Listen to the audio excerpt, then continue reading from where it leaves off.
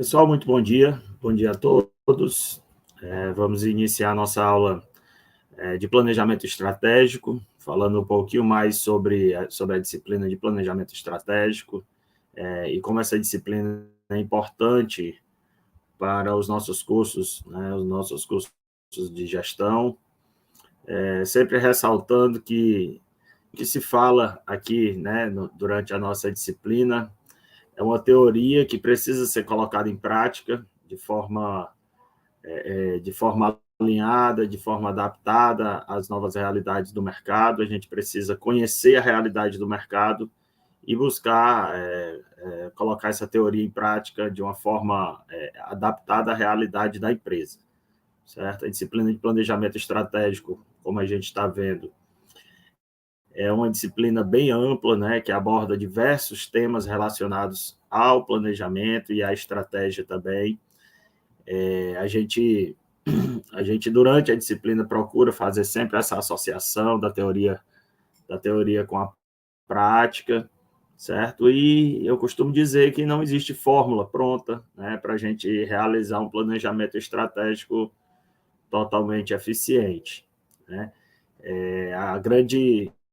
Se existisse fórmula, provavelmente todas as empresas usariam essa fórmula e teriam sucesso com a realização do planejamento estratégico. Mas como não existe fórmula, cada empresa usa do seu meio, usa do seu conhecimento, usa das suas habilidades, né, para colocar em prática o planejamento estratégico e para desenvolver o modelo de gestão mais alinhado, né, mais adaptado às novas realidades do mercado, certo? É mais ou menos isso que a gente está vendo no nosso conteúdo, é mais ou menos isso que a gente está vendo no mercado, né? Não sei a experiência de vocês dentro das empresas, mas acredito que seja nessa linha, né, o planejamento estratégico sendo adaptado à realidade de cada negócio, né? Uma confecção, ela tem uma linha de planejamento estratégico, uma empresa de tecnologia já tem uma linha um pouco diferente, uma indústria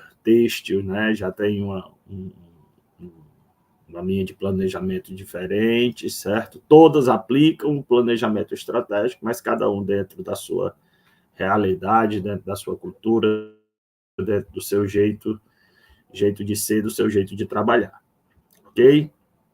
O que é que vocês estão achando da nossa disciplina? Tem alguma pergunta assim, inicial sobre a disciplina, sobre o curso? Ficou alguma dúvida das aulas anteriores?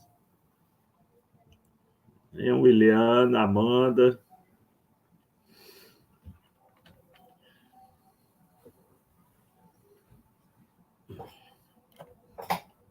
Podemos iniciar aqui com a nossa aula. Vamos lá, então. Tudo ok, né? Até o momento, tudo beleza. Então, vamos lá. Pessoal, 3 pontos, né, que são, assim, pontos chaves da nossa disciplina que eu gostaria de abordar hoje para a gente fazer um resumão, né, dessas últimas aulas, né, dessas últimas trilhas que a gente vem abordando lá na nossa plataforma Moodle, certo? A começar pelos conceitos e pelos níveis de planejamento, né? Na nossa primeira aula, a gente apresentou esses conceitos, né? Vimos juntos aqui alguns conceitos de planejamento, especificamente de planejamento, né? A gente sabe que o planejamento é uma das funções mais elementares do gestor hoje em dia, e o planejamento ele precisa ser um planejamento adaptado, né? Ele precisa ser uma função assim bem disciplinada, né? A empresa precisa planejar e precisa executar exatamente o que planeja, né? Isso tem sido desafiador, certo? Mas o planejamento é você definir aquilo que você vai fazer no futuro, definindo bem seus objetivos, suas estratégias e o seu plano de ação, né? Em resumo, planejar é isso. É definir o que você vai fazer no futuro e definir muito bem, né, onde você quer chegar, são os seus objetivos, quais as estratégias você vai colocar em prática, são os caminhos para chegar a esses objetivos, e também qual o seu plano de ação, que seria a sequência lógica das ações para se chegar aos objetivos, certo?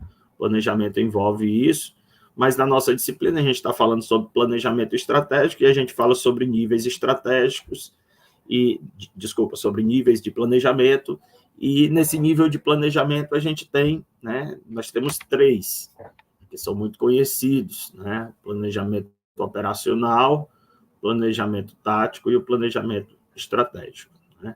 Já falamos muito sobre o planejamento estratégico, já nos debruçamos muito sobre esses conceitos, né? A gente sabe que o planejamento estratégico é responsável por planejar toda a organização, por planejar toda a empresa, definindo a essa empresa uma ideologia que a gente conhece como missão, visão e valores, certo? Definindo para essa empresa algumas estratégias de atuação, né, que a gente conhece como o plano de ação, certo? Então, o planejamento a nível estratégico é um plano em que o gestor organiza toda a empresa e dá a essa empresa uma ideologia, certo? Um padrão de conduta, um padrão de postura para que essa empresa possa atuar de forma competitiva no mercado, certo? Isso é muito importante, pessoal, porque isso credencia a organização no mercado, agrega valor, né, agrega know-how, e ao longo do tempo o planejamento estratégico vai criando uma marca, vai criando uma identidade da organização, certo? Então, isso é extremamente importante. Toda empresa quer criar essa marca, né? Toda empresa sonha em ter uma marca respeitada no mercado, né? Em ter uma marca consolidada no ambiente de mercado, certo?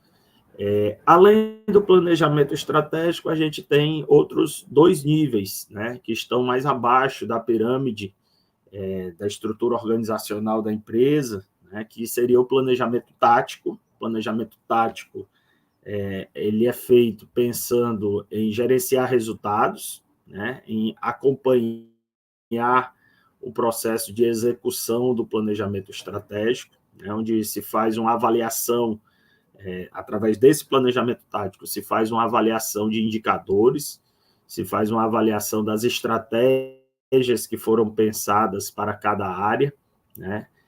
Isso é muito importante, porque dentro da administração de uma empresa, a gente precisa medir, né? A gente precisa estar sempre medindo a eficiência, medindo sempre a eficácia das nossas operações, e só o planejamento tático, e só as funções táticas é que a gente consegue medir, a gente consegue identificar como a operação está ocorrendo, né, e se essa operação está realmente de acordo com o que foi planejado, né, acompanhar os números, acompanhar os resultados, para que através desses resultados a gente possa implementar ações de melhoria, né, ações corretivas ou ações preventivas, certo? Então, o planejamento tático ele tem uma função também estratégica, né? Até parece uma coisa assim meio louca, né?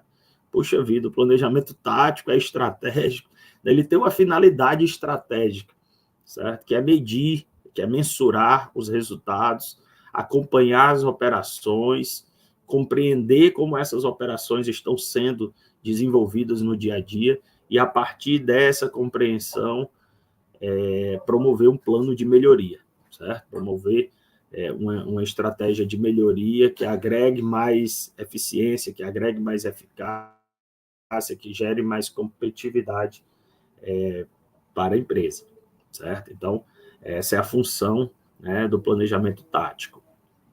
O planejamento operacional, que está lá na base da pirâmide, ele também tem a sua importância, né? A gente sabe que é no operacional que a empresa vive, ali no operacional que as coisas realmente acontecem, né? O cliente está ali, os fornecedores estão ali, né? As pessoas que interagem com o mercado, né? Interagem através do ambiente operacional. Então, é lá no operacional que a empresa realmente vive, certo? E a gente precisa ter um planejamento operacional pensando em todos esses fatores que envolvem o dia a dia da empresa, né? Quando eu falo o dia a dia da empresa, são as atividades que ela realiza, as tarefas que ela desenvolve, o tipo de cliente que ela atende, o tipo de fornecedor que ela trabalha, né? Então, o planejamento operacional ele precisa estar alinhado com o planejamento estratégico e com o planejamento tático também, através de metas, através de indicadores, mas ele precisa prezar principalmente pelo cenário externo, no caso, o cenário mercadológico, o ambiente de mercado, e o ambiente interno da organização, o cenário interno da organização, né, que reflete a cultura da empresa, a capacidade produtiva dela, o nível de colaborador que ela tem, certo? Então, esse planejamento operacional é super importante, é desafiador, talvez seja o nível de planejamento mais difícil de ser colocado em prática, né? Porque envolve muitas situações do dia a dia, onde o gestor precisa criar, onde o gestor precisa ter criatividade para desenvolver novos métodos, né? Treinar equipes, também acompanhar essas equipes, certo? Então, nós temos aí o planejamento operacional como esse grande desafio da organização, né? Como eu sempre falo, planejar o padrão de conduta, os valores da empresa, a missão, a visão, tudo isso é importante, mas não é tão desafiador, porque você tendo conhecimento do mercado e tendo boas intenções, claro, né? Tendo um padrão de conduta ético, responsável, certo? Você consegue definir bem a estratégia e a linha de conduta que a empresa vai desenvolver, né? Conhecendo bem os métodos de gestão, conhecendo bem as políticas de gestão, mas principalmente os métodos, como o ciclo PDCA, né, o Balance Scorecard, o diagrama de causa e efeito. Quando você tem esses métodos em pleno conhecimento, você também consegue desenvolver um plano tático de forma eficiente, certo? Mas o operacional envolve o dia a dia. Então, por mais que você conheça o mercado, situações do dia a dia, como a variável geográfica, como, né, uma oscilação da concorrência, uma variável econômica, isso impacta diretamente no dia a dia. E é isso que torna o plano operacional, planejamento operacional mais desafiador, certo? Então, dentro do que a gente está estudando, nós temos esses 3 níveis de planejamento: estratégico, tático e operacional, cada um com as suas particularidades, e nós, gestores, precisamos conhecer bem essas particularidades que variam de cada empresa, de empresa para empresa, né, e alinhar a melhor estratégia para colocar em prática esses planos, né? Estudamos também as etapas de elaboração do planejamento estratégico. 4 etapas. São 4 etapas. O planejamento estratégico ele foi definido aí em 4 etapas, onde a primeira etapa é a definição da missão, da visão e dos valores da organização. Isso é super relevante, né? Eu acredito muito que a missão, a visão e os valores de uma empresa constrói uma marca, né? Ela tem um poder de construir uma marca, né? E a gente conhece como missão a razão de ser da empresa, né? A visão são os propósitos dela de futuro, certo? E os valores são os princípios. São os princípios, é a conduta que ela pretende desenvolver, né? Eu credencio isso, pessoal, a identidade de uma empresa no mercado, certo? A identidade da organização no mercado é um reflexo da missão, da visão e dos valores. E o planejamento estratégico começa definindo missão, visão e valores, né? E depois de definida a missão, visão e valores, ele vai para ele passa por uma etapa super importante também, que é a etapa de diagnóstico organizacional, né? E aí vai cair uma questão na prova, hein, pessoal? Já estou avisando aqui na nossa aula que vai cair uma questão na prova relacionada ao diagnóstico organizacional. O que é o diagnóstico organizacional? Em que consiste essa etapa, né? Talvez uma das etapas assim fundamentais, uma das etapas mais importantes do planejamento estratégico é o diagnóstico organizacional, onde o gestor irá avaliar as oportunidades, as fraquezas, as ameaças, né, as forças do mercado, certo? Quando a gente está com algum sintoma, né, de alguma doença, a gente vai ao médico e o médico faz um diagnóstico, ele faz uma análise da sua situação, né, em cima daquilo que você está vivendo. O diagnóstico organizacional é uma análise da situação, né, que a empresa vive, análise da situação atual dela, onde a gente usa a análise SWOT para identificar forças e fraquezas do ambiente interno, oportunidades e ameaças do ambiente externo, certo? Conhecer melhor a realidade do mercado no qual essa empresa está inserida e, a partir daí, desenvolver, né, a terceira etapa do planejamento estratégico, de elaboração do planejamento estratégico, que é o plano de ação, certo? O plano de ação, onde nele nós temos aí o desenvolvimento de estratégias, o direcionamento dessas estratégias para áreas em que a empresa identificou como áreas necessárias e áreas que têm potencial para agregar valor ao negócio, certo? Então, eu destaco aí o diagnóstico organizacional, né? Colocando aí um asterisco vermelho, dizendo que isso vai cair na nossa avaliação, certo? Estudem bem essas etapas do planejamento estratégico, porque são importantes, né? São importantes, é importante que você saiba, a gente está cursando a disciplina de planejamento estratégico, então é muito importante que todos vocês saiam daqui com conhecimento de todas as etapas do planejamento estratégico, certo? E o diagnóstico organizacional é um barato, pessoal, assim, tudo que as empresas precisam fazer todos os dias, né? Analisar a situação delas, saber como ela está posicionada no mercado, saber quais são as suas forças, quais são as suas fraquezas, né? Onde estão as principais oportunidades do mercado, né? Onde estão os principais riscos, ou seja, uma organização que quer ser competitiva, ela precisa fazer isso todos os dias, certo? Ela precisa fazer isso todos os dias, né? Então, após o diagnóstico, a gente passa para a elaboração do plano de ação e a quarta etapa seria a implementação e o controle, né? Como eu falei agora há pouco no plano operacional, tudo que se faz dentro de uma empresa, tudo que se aplica, né, como tarefa dentro de uma organização, precisa ser avaliado, precisa ser controlado, né?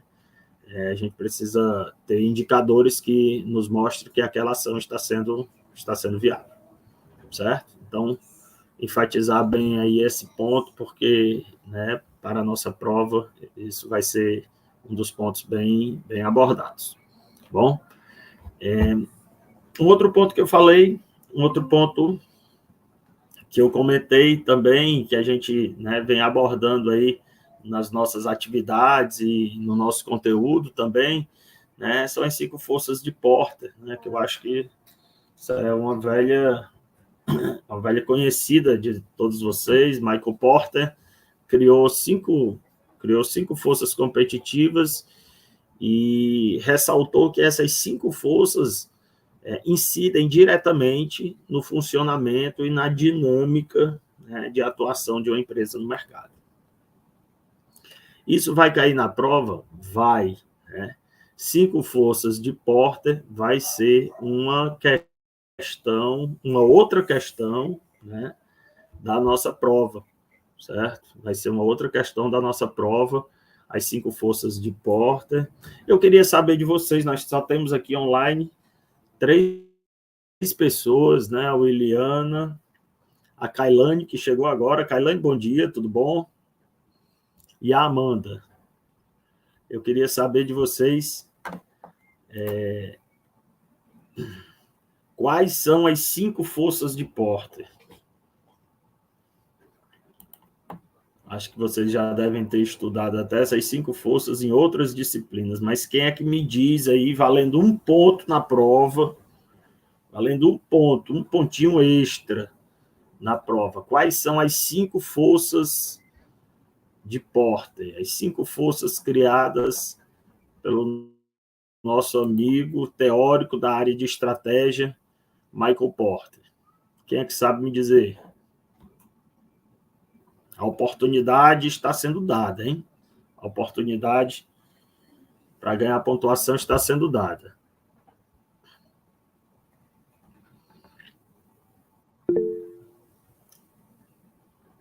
Poder de negociação, olha aí, o Eliano está... Poder de negociação com os clientes, poder de negociação com os fornecedores. Já foram duas. Correto, Eliana. Poder de negociação com os clientes, né? Com o mercado consumidor. O mercado consumidor ele está sempre querendo negociar com a gente e a gente está sempre negociando com os nossos fornecedores na tentativa de barganhar com o fornecedor para oferecer uma vantagem para o cliente. Perfeito, Eliana. O que mais? Ameaça de produtos. Seria a ameaça de novos entrantes, certo? O que são novos entrantes? São novas empresas que estão entrando no mercado, né? Você já tem um mercado muito competitivo, você já tem a rivalidade entre as empresas concorrentes do mercado, e uma quarta força seria a ameaça de novos entrantes, né? Aí ela coloca aqui a ameaça de novos concorrentes. Não, está faltando uma força.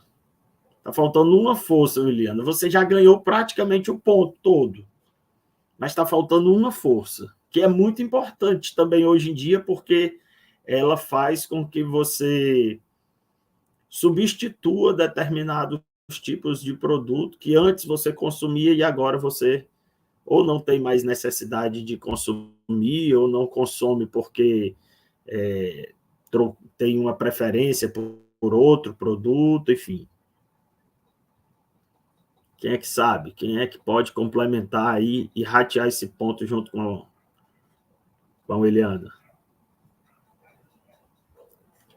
Nós já falamos do poder de barganha, né? O poder de negociação dos clientes, que é uma força, o poder de negociação com os fornecedores, certo? O cliente negocia com a empresa e a empresa negocia com o fornecedor para conseguir um preço mais competitivo e reverter um desconto para o cliente, certo? Essas são as duas primeiras forças. Aí existe uma grande rivalidade entre os concorrentes, né? Existe a ameaça de novos entrantes e, exatamente, Juliana, existem os produtos substitutos, que é uma outra grande ameaça, né? Com a questão da inovação, com as variáveis políticas, econômicas, sociais, os produtos eles estão sempre sendo substituídos, né, por novas marcas, novos produtos, né? O consumidor está mudando de comportamento, então, naturalmente, ele substitui determinados produtos que ele consumia antes, ele não consome mais hoje, né? Isso é uma coisa natural, certo? Então, o Michael Porter ele destaca que essas 5 forças incidem diretamente no funcionamento de uma empresa no mercado, ok? Estudem essas 5 forças,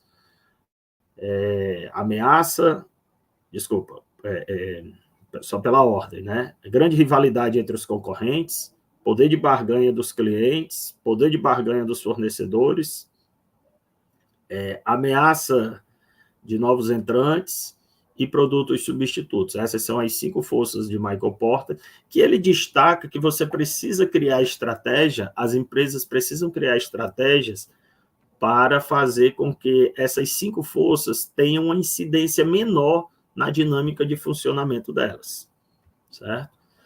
E aí o Michael Porter destaca 3 tipos de estratégia, né? A estratégia de concentração ou foco, a estratégia de diferenciação, né? E a estratégia de liderança em custos, que é um outro assunto muito importante da nossa disciplina, né? A estratégia de concentração é uma estratégia focada, né, em conseguir gerar benefícios, conseguir gerar políticas, produtos, né, propaganda para um determinado tipo de público, né? Então, hoje, nós temos, por exemplo, restaurantes, hotéis, né? Lojas mesmo que vendem roupas, que são concentradas e são totalmente direcionadas para atender um determinado tipo de público, um público bem específico. São pessoas que gostam de praticar um determinado tipo de esporte, né? Ou um restaurante vegano, por exemplo, um hotel voltado especificamente para o público da terceira idade, da terceira não, desculpa, da melhor idade, né? Da melhor idade, certo? Então, são tipos de empresas que exploram nichos de mercado, né? São tipos de empresas que exploram nichos de mercado. Essas empresas adotam uma estratégia de concentração, de foco, certo? Além da estratégia de concentração, a gente tem a estratégia de diferenciação, né? Que também é muito praticada por grandes empresas no mercado. Acho que talvez a que seja mais praticada seja a estratégia de diferenciação, porque é o que essas empresas de tecnologia, por exemplo, Apple, Samsung, Microsoft, né? Essas empresas procuram estar sempre inovando, procuram estar sempre desenvolvendo novos produtos, né? Na tentativa de agregar valor, agregar, né, mais valor ao produto que elas já têm, né, na tentativa de se diferenciar da concorrência, né, às vezes um pequeno detalhe no design ou no desempenho do equipamento, ou na forma como ele é vendido, às vezes um pequeno detalhe até na promoção, na propaganda, certo? Isso agrega valor e diferencia aquela empresa no mercado. Então, a estratégia de diferenciação busca tornar o produto raro, né? Tornar o produto diferenciado, sair do comum, certo? Sair do comum para conseguir se diferenciar da concorrência, conseguir minimizar o impacto, por exemplo, da grande rivalidade que existe entre os concorrentes, né? E a última estratégia, a terceira, é a estratégia de liderança em custos, né? Que eu acho que hoje em dia também é muito procurada pelas empresas, porque a gente está vivendo um momento econômico difícil no mundo inteiro, né?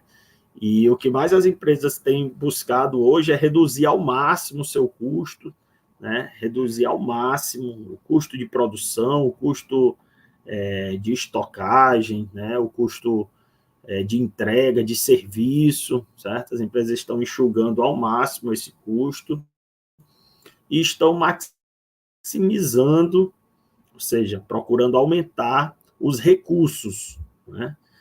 Melhorar a estratégia de venda, melhorar a ação comercial de uma forma geral, com marketing, com entrega, com garantias, certo? Elas estão buscando maximizar isso e diminuir o custo, e aí dentro dessa perspectiva da redução de custo, né, da estratégia de liderança em custos, as empresas criam parcerias, né?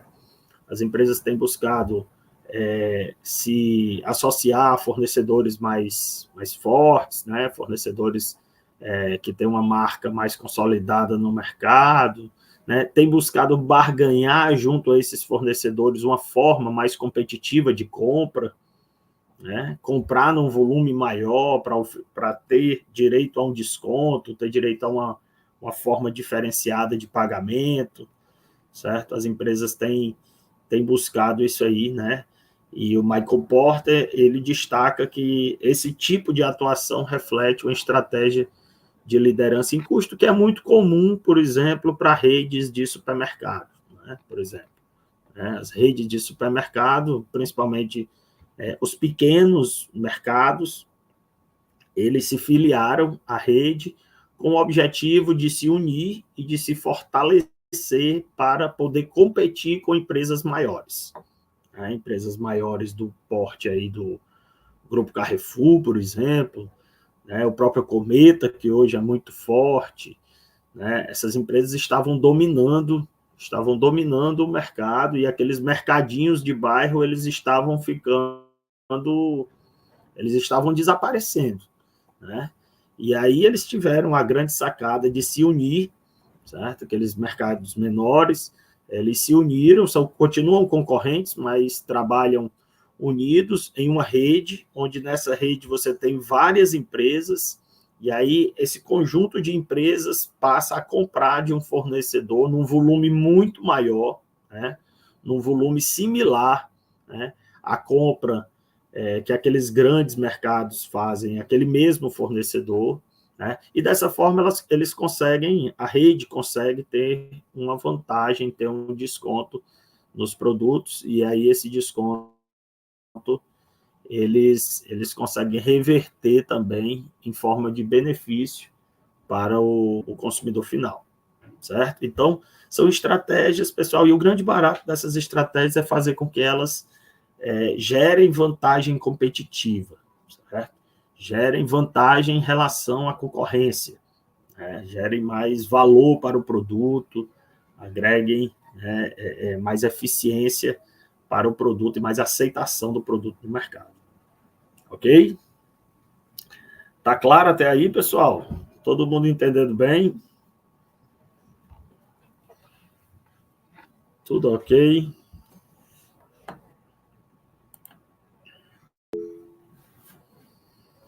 Certo? E outros dois pontos, só para a gente já fechar aqui a nossa aula de hoje, são os métodos de gestão. Nós falamos aí de alguns métodos de gestão, eu quero que vocês olhem, né? Leiam, estudem com bem atenção o ciclo PDCA, né? Que é um método muito conhecido, provavelmente vocês já viram esse método na disciplina de gestão de operações, né? Ou nas disciplinas que falam de produção, certo? O ciclo PDCA, que é um método de gestão muito eficiente, muito utilizado por grandes empresas. Um método novo que a gente tem, que não é nem tão novo assim, né? Mas é bem atual, que é o Balance Scorecard, certo? O BSC, que faz uma avaliação da empresa sobre 4 perspectivas muito interessantes. Também é um assunto importante para a nossa prova, certo? Eu quero que vocês olhem, tem até alguns vídeos que eu vou colocar lá no nosso fórum, pessoal, falando sobre... Acho que eles já estão lá no nosso material complementar, esses vídeos, mas eu vou colocar também lá no nosso fórum, só para a gente ilustrar como é que o Balance Scorecard pode ser usado pelas empresas, porque ele retrata 4 perspectivas que eu acredito serem perspectivas muito importantes, né? Como, por exemplo, aprendizado e crescimento dos colaboradores, melhoria de processos internos, aumento de participação de mercado, melhoria das perspectivas financeiras, ou seja, essas 4 perspectivas é tudo que o empresário precisa, né? É tudo que ele mais quer hoje em dia no mercado, ter essas perspectivas e conseguir colocar realmente isso em prática, ter indicadores positivos para analisar, medir, né, mensurar o crescimento do negócio dele. Ok? E, por fim, a gente fala do perfil do gestor moderno, né, que é um perfil atualizado, comunicativo, integrado à realidade, né? Eu costumo sempre dizer que não adianta só você ter o conhecimento teórico, você precisa ter a vivência, você precisa conhecer a realidade da empresa, você precisa compreender a realidade do mercado, do segmento no qual ela está inserida, certo? O gestor moderno, independentemente da área em que ele atua, ele precisa ser um gestor de pessoas, ele precisa ser um líder, né? As organizações hoje têm muitos recursos, certo? Recurso financeiro, recurso tecnológico, muita tecnologia, né? Muita tecnologia, certo? Mas o principal recurso ainda continua sendo o recurso humano, então o gestor, ele precisa ser uma pessoa que lidera, ele precisa ser uma pessoa que entende as pessoas e que procura tirar dessas pessoas o melhor delas, certo? Então, esse gestor que une o conhecimento técnico com as habilidades humanas e com o autocontrole, né, das situações, porque não é fácil, o mercado tem muita pressão, tem muita cobrança, certo? Esse gestor, geralmente, ele consegue ter resultados, né, mais, não diria nem satisfatórios, porque às vezes esse gestor ele também não consegue alcançar as metas, mas com esse perfil a gente tem uma possibilidade maior de chegar aos resultados esperados. Ok, pessoal. Alguma dúvida?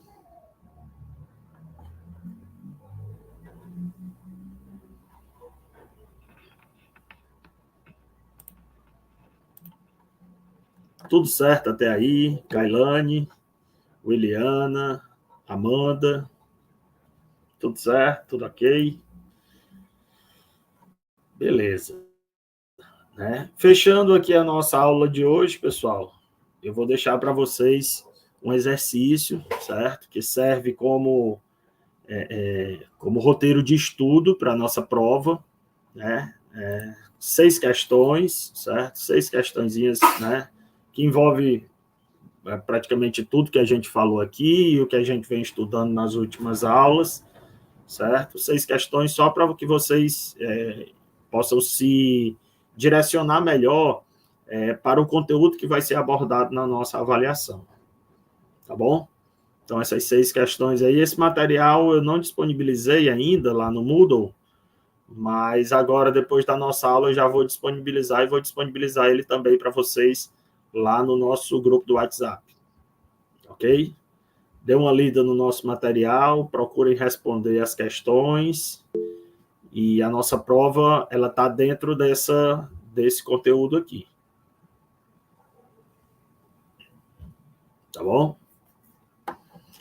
Bom, pessoal, eu espero ter sido claro aqui na nossa abordagem. Agora eu fico à disposição de vocês, quem tiver alguma dúvida, quiser fazer algum questionamento.